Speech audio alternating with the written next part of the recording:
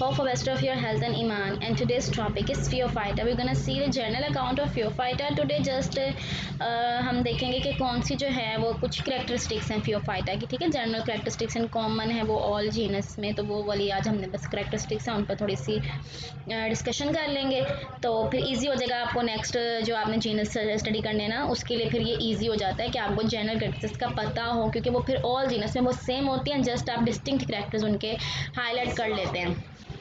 सो lecture को start करते हैं, और स्टार्ट करने से पहले आपसे रिक्वेस्ट है कि आप चैनल को सब्सक्राइब कर दें, वीडियो को लाइक ज़रूर किया करें, शेयर भी कर दिया करें, ठीक है। So let's get started.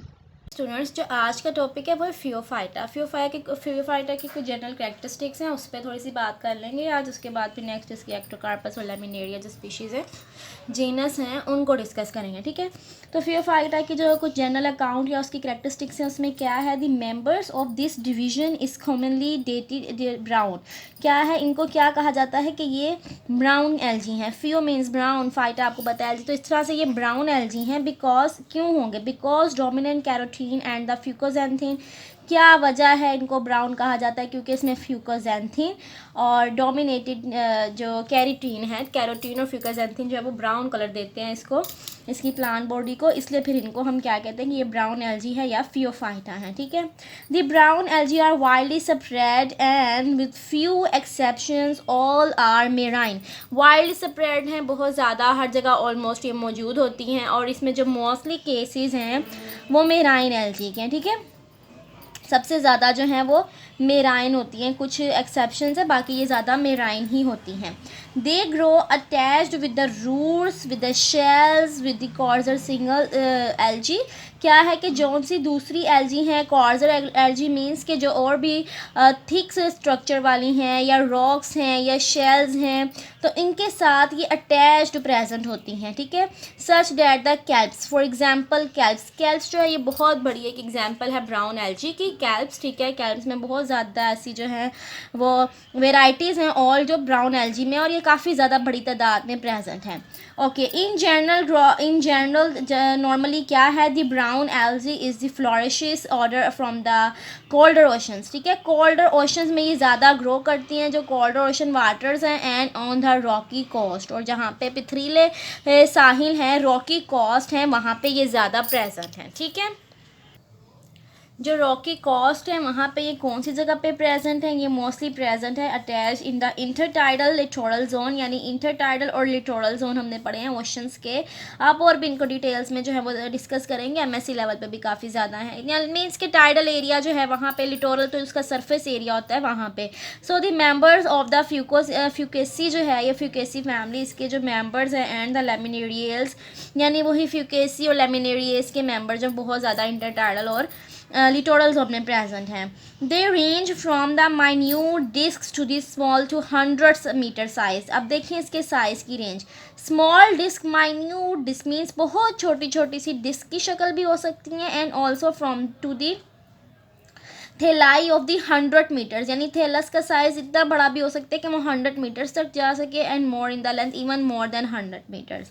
The filamentous forms are the filamentous form are the Ectocarpus are the uniaxial, means के एक ही एक्सिस के अराउंड जो उसका स्ट्रक्चर है उस तरह का उसका प्लेन है, ठीक है। How ever in the parenchymatous, अच्छा अब इसमें यह कि फिलामेंटस होगी तो वो एक्टोकार्पस उसकी एग्जाम्पल है, और अगर वो पैरेन्काइमेटस होगा, पैरेन्काइमेटस मीन्स कि पैरेन्काइमा की तरह के जिस तरह सेल हैं अटैच लाइक पैरेन्काइमेटस सेल्स, तो उसमें ये फ्यूकस की एग्जाम्पल है।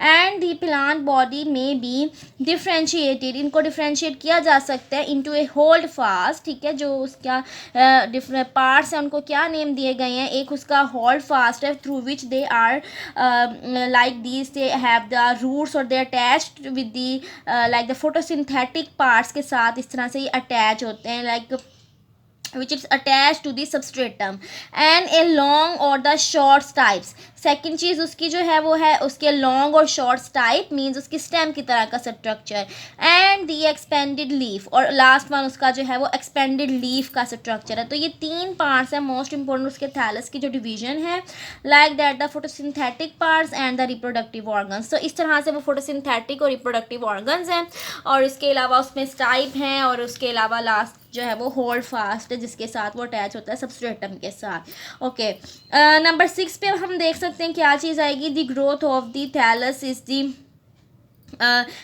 primitive brown algae is by an intercalary meristem. ठीक है, जो इंटरकैलरी मेरिस्टम जो दरमियान में प्रेजेंट होते हैं, आपने मेरिस्टम की टाइप्स भी पढ़ी होंगी, तो इंटरकैलरी मेरिस्टम जो हैं उसकी बेसिस पे इनकी डिवीजन होती है थैलस की, और उनका साइज में इंक्रीज होता है। And the base of a hair filament, अब क्या है कि ग्रोथ थैलस की इंटरकैलरी फिलामेंट्स की होगी, जो हेयर की बेस है या फिलामेंट की बेस है वहाँ पे, and this type of the growth is called the trichothallic growth. ठीक है, अच्छा अब इसको ट्राइकोथैलिक ग्रोथ कहते हैं। आपने ट्राइकस या जो उसका स्ट्रक्चर है इसको आपने स्टडी किया होगा, अगर नहीं भी किया तो एक्चुअली ये होता है इस तरह से कि जैसे एक ट्री की ग्रोथ होती है ना, नोड और इंटर नोड पे होती है और उसकी लेंथ में इंक्रीज होता है ट्री की तरह, उसी तरह जो ग्रोथ होती है उसको हम ट्राइकोथैलिक ग्रोथ कहते हैं।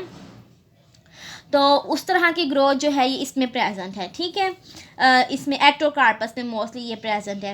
And this cell is surrounded by the distinct cell wall composed of an inner callus. अब उसमें सेल वॉल्स में क्या है, इनर सेलुलोज की लेयर उसमें प्रेजेंट होगी, और सेल वॉल जो है वो एक उसका स्ट्रक्चर जो है वो एक इंपॉर्टेंट डिस्टिंक्ट स्ट्रक्चर है जिसमें इनर और आउटर लेयर्स हैं। इनर लेयर सेलुलोज की है, आउटर लेयर पैक्टिक लेयर है, and the outer layer becomes the slimy और द गमी और फ्लाइमी जो है उसकी लेयर होगी। ठीक है, स्लाइमी मीन्स थोड़ा सा वो यानी स्लाइम की तरह जो है उसके ऊपर उसकी टेक्सचर होगा, एंड गमी मीन्स कि वो स्टिकी होगा। ठीक है, अच्छा किसकी वजह से ऐसा होगा, due to present of the pectic compounds. Pectic compounds इसको ये स्लाइमी और गमी नेचर देते हैं। And the most important constituent of the cell wall is C alginic acid. जो मोस्ट इंपॉर्टेंट चीज़ सेल वॉल में प्रेजेंट है वो इसका एल्जिनिक एसिड है, found in the outer layer of this cell wall, and it forms a colloidal substance. ये एक colloidal substance बनाते हैं। आपने केमिस्ट्री में सॉल्यूशंस और सब्सटेंस पढ़े होंगे, उसमें जैसे कोलाइडल होता है उसके अंदर सब्सटेंसेस जो हैं वो डिज़ोल्व नहीं होते, तो उसको इस तरह की नेचर ये देता है एलिजिन मटेरियल जो है। ठीक है, and which is important for chemically ज़ाहिर या इकोनॉमिकली, और उसकी एक इम्पोर्टेंस के उसके किस तरह से यूज़ किए जाते हैं, तो इसलिए फिर उसके यूजेस के लिए उसकी कोलाइडल नेचर जो है वो काफ़ी इम्पोर्टेंस रखती है। The reserve food material is in the form of mannitol. ठीक है, मैनीटोल एंड द लेमिनेरिन जो है इसका रिजर्व मटेरियल होगा स्टार्च। ये दोनों स्टार्च की टाइप्स है ना, मैनीटोल और लेमिनेरिन। स्टार्च अगर हम कहें स्टार्च है तो स्टार्च आप पढ़ चुके हैं सबसे पहले कि हमने स्टार्च ही देखी है, ज़्यादा इसमें स्टोर्ड मटेरियल है।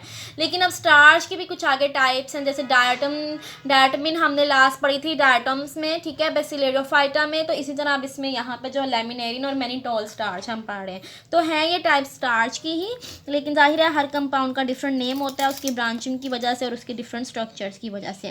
The brown algae produces a vegetative, sexual and the asexual reproduction. सारी इसमें all types of reproduction present है, vegetative, asexual and sexual means of the reproduction. उसके बाद है the asexual reproduction is by the pyriform और a spindle shape structure जो है, spindle shape motile जूओस्पोर्स इसमें बनेंगे जिसको हम पाइनी फॉर्म कहते हैं। उसके ज़रिए इसमें एसेक्सुअल रिप्रोडक्शन होगी with the two unequal flagella, जिसमें फ्लैजुला भी प्रेजेंट हैं, and the zoospores are produced in either in the.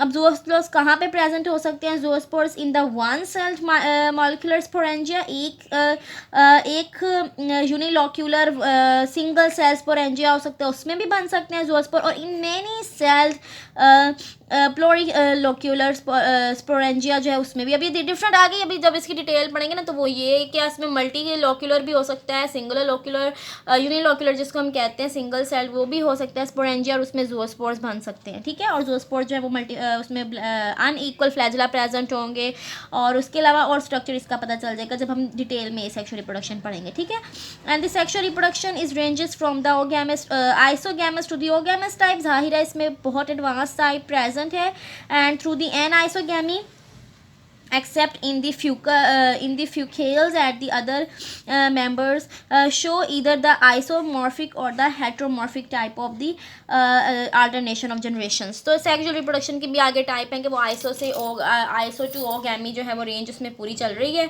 सो इस तरह से ये इसके जनरल कैरेक्टर्स. अब आपने जब इसका जनरल अकाउंट पढ़ लिया तो नेक्स्ट जब हम एक्टोकार्पस और लेमिनेरिन को पढ़ेंगे उसमें बिल्कुल सिंपल आपको लेमिनेरिया को पढ़ना है. जब हमने एक्टोकार्पस करना है स्टडी साथ में तो उसमें सिंपल से वो जो उसकी डिस्टिंक्शन है जब आप उसको जस्ट देखेंगे ना तो दोनों को डिस्टिंक्ट कर उनके जो कैरेक्टर हैं उनको देखना पड़ेगा. जब आप जनरल अकाउंट अच्छे तरीके से कर लेंगे तो आपको पता होगा कि ये सारी चीज़ें तो सब में ही प्रेजेंट हैं. ठीक है ना. तो जस्ट उसके जो डिस्टिंक्ट कैरेक्टरिस्टिक्स हैं उसको हम हाईलाइट करेंगे और उसको वहाँ से कर लेंगे कि ये मेन पॉइंट्स हैं. ठीक है. सो आई होप कि लेक्चर आपके लिए हेल्पफुल रहा होगा. नेक्स्ट लेक्चर तक के लिए इजाज़त दीजिए. Take care of your self. Bye bye. अल्लाह हाफिज़.